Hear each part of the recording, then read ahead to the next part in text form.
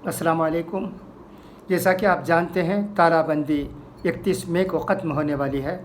इसलिए cabinet secretary ने 13 शहरों के कमिश्नरों और डिस्ट्रिक्ट मजिस्ट्रेट से एक मीटिंग की है।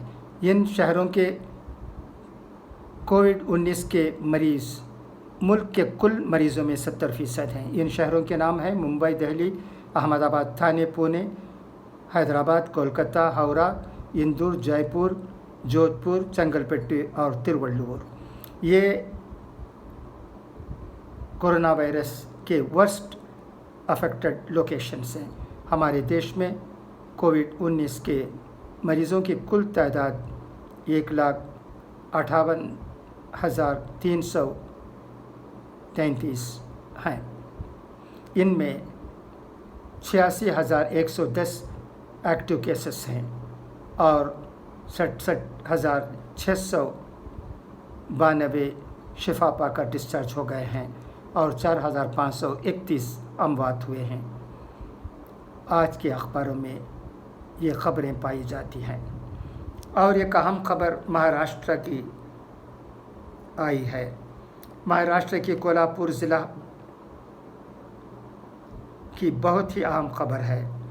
यहाँ के मुसलमानों ने इंतहाई सादगी और कम खर्च के साथ ईद मनाकर और अपनी ज़कात, सदक़ात व अतियात के 65 लाख की रकम जमा कर इससे कोल्हापुर और असल करंजी के 2 सरकारी अस्पतालों को 10-10 बिस्तरों वाले 2 इंतहाई निगहदाश्त यूनिट IC यूनिट्स का तोहफ़ा दिया है।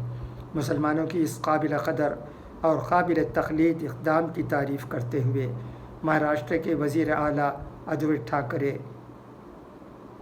अचल करंजी के इस यूनिट का वीडियो कॉन्फ्रेंस के ज़रिए इफ्तिताह करते हुए कहा है कि कोल्हापुर ज़िला के मुसलमानों ने महाराष्ट्र समेत पूरे मुल्क के लिए एक मिसाल कायम की है और कोरोना वायरस के इस वबा के दौरान अपने त्यौहार को कैसे मनाया जाए, इसकी मुस्लिम बरादरी ने एक उम्दा मिसाल कायम की है।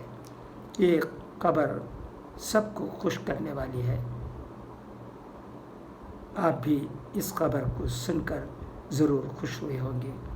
अल्लाह करे कि ऐसे जज्बात सब में पैदा हो।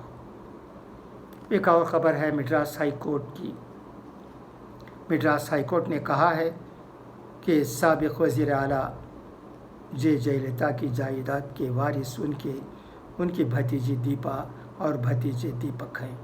आपको याद होगा कि जयललिता की मौत 5 दिसंबर 2016 को हुई थी। वेदा निलयम जयललिता का बंगला है जो चेन्नई के पॉयस गार्डन में है। ये लगभग 10 ग्राउंड का एरिया है